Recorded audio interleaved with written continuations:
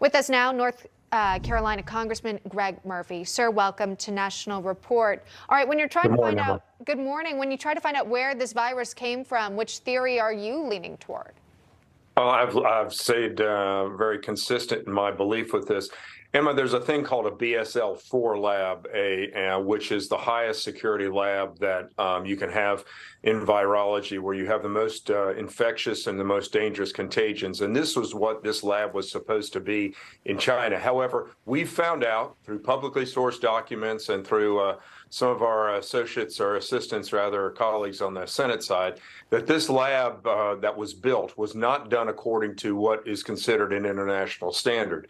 And the common theory is that this came out through a leak in that lab because of standards that were lax. It came into the Wuhan community, and that's where that came out. And I believe that when I say it's common theory, let me just back that for a second. I believe it's consensus among many physicians and among many epidemiologists that this is where this came from. You know, when I've set out, you know, it looks like a duck, smells like a duck, it is. And why it also fits with Fauci's backing this up initially, where the NIH actually members thought that this did come from the lab. And then when it was pointed to the fact that this could incriminate the NIH, that's when this whole wild coming out from the wild theory came from. So I personally, and I've said this all along, I believe that this came from the lab, albeit accidentally, but it came from that lab. All right. It's not just you. Several lawmakers, including Texas Senator Ted Cruz, speaking with National Report this week, and he was not holding anything back on what he thinks the Biden administration should do in the wake of this report. Watch. Biden spokespeople are saying they want to get to the bottom of it. Well, here's what they could do. They could release the classified information that demonstrates where this virus came from, the evidence that proves that it came from a Chinese government lab, number one. And number two, they could call on Democrats in the Senate to hold hearings. Hearings, actions in general, holding someone accountable. Is this the right strategy to take? Do you support that, Congressman?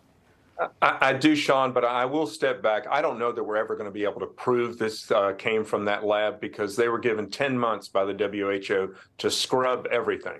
I think there is so much data that points to it, but I'm a surgeon, I'm a scientist. I like to use my words very carefully.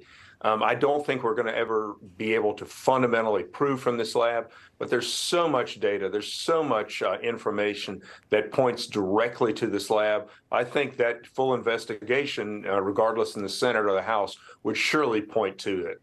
And there was really no cooperation from China. Remember, when we had sent in our own investigators, it essentially closed people off from the United States. Really disappointing if you're trying to get to the bottom of where this virus came from initially. Which brings me to my next point, sir. The House Select Committee on China holding its first bipartisan hearing in the wake of these growing tensions. It took place during prime time. What do you think the American public should take away from these hearings the most? Well, I think the American public, you know, if folks are in their busy lives, running kids to school, getting off to work, need to understand that we now have a clear and present threat from China, not only technologically, not only immunologically or infectious disease, but now they've invaded our actual integrity, the integrity of the United States with our airspace. This administration allowed it to happen, allowed them to gather information and who knows else what, but they tested our resolve, and I think we failed miserably. China, it wants to depose America as the world's leading country, and they're doing everything possible. You look at the Chinese police stations that Representative Gallagher went to last week. This is happening in present time, and it is a present threat to our country. Yeah, a lot to follow there. A lot of questions that need answered. Congressman Greg Murphy joining us live. Congressman, thank you for your time. We appreciate that. Thank you, guys. Have a great day.